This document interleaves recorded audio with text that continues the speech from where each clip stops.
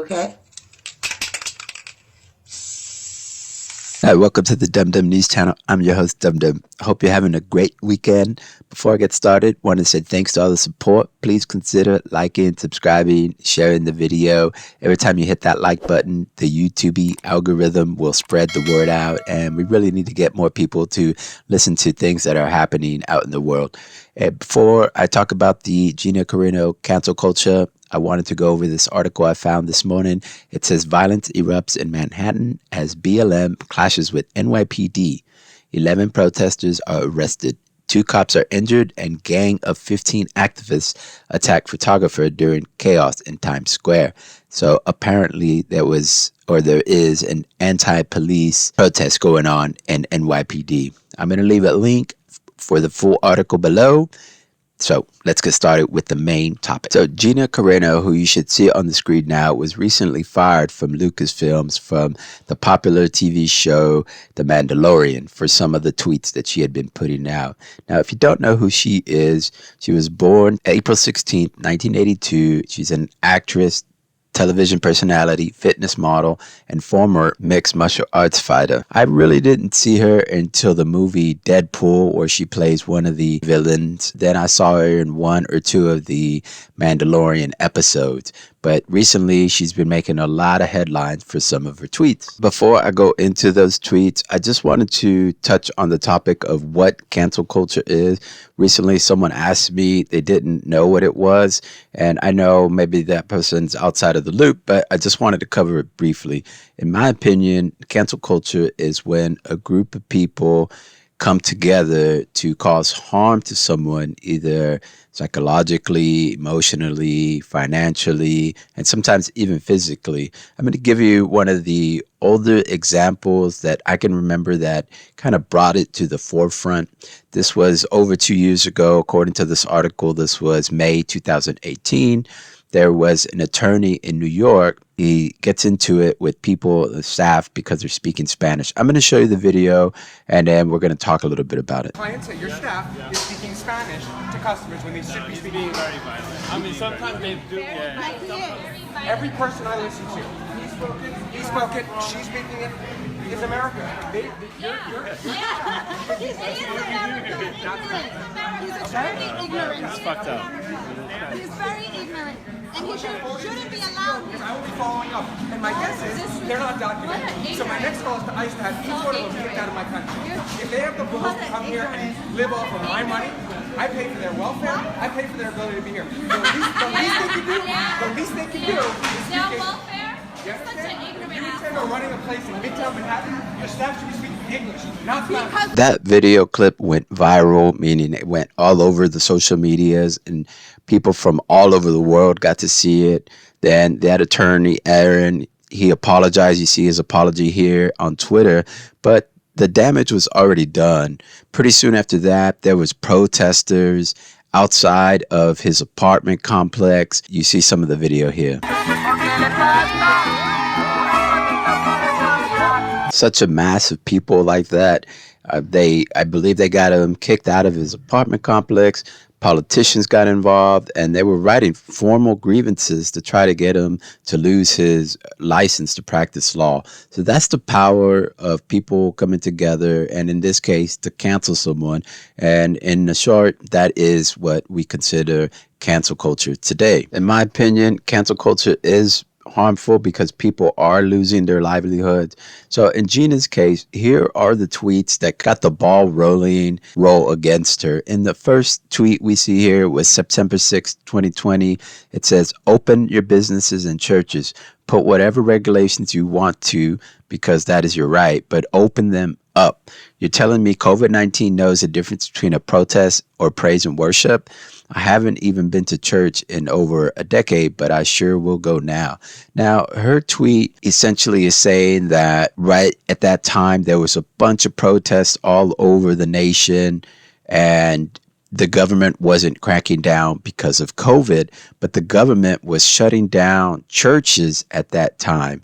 So I totally agree with her sentiment and her tweet here that, hey, if you're going to let people be outside protesting without masks and because of COVID or whatnot. Well, you should let people go and worship. And she even goes as far as saying that now she's going to go to church because of this. It's hypocrisy to let one side do what they want, but not the other. It's just not right. So, and the next tweet, which is November 5th, 2020, she says, we need to clean up the election process so we are not left feeling the way we do today. Put laws in place to protect us against voter fraud, investigate every state, film the counting, flush out the fake votes, require ID, make voter fraud end in 2020, fix the system. What she's talking about is the way most Americans felt after the elections happened. But we're talking about her tweet here, and that is a sentiment that a lot of Americans have, that they want this election, they want the process to be cleaned up and fixed. We all want to feel like when we go and vote, our vote really matters. And that is the heart and core of her message here. Now we're going on to the next tweet, September 13, 2020. They're mad because I won't put pronouns in my bio to show my support for trans lives. After months of harassing me every day, I decided to put up 3 very controversial words in my bio. Beep, bop, boop.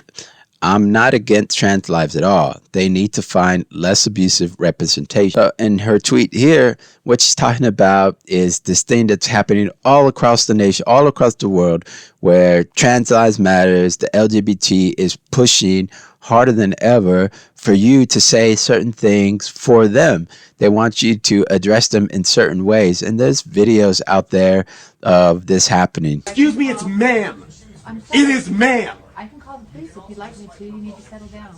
You need to settle down and mind your business, okay? Both of you guys? Ma'am, once again, ma'am. I said both of you. No, you said sir.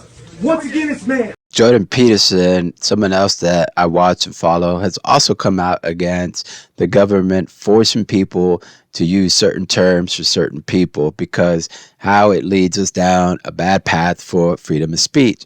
So again, I agree with her. And people were harassing her online, trying to force her to put certain things in her bio, and she just wouldn't do it. And those 3 tweets are the ones that kind of got this ball rolling to get her canceled. And the final nail in the coffin, as we say, was the tweet that she recently did. It says, and there's a picture here. It says, Jews were beaten in the streets, not by Nazi soldiers, but by their neighbors, even by children. Because history is edited, most people today don't realize that to get to the point where Nazi soldiers could easily round up thousands of Jews, the government first made their own neighbors hate them simply for being Jews.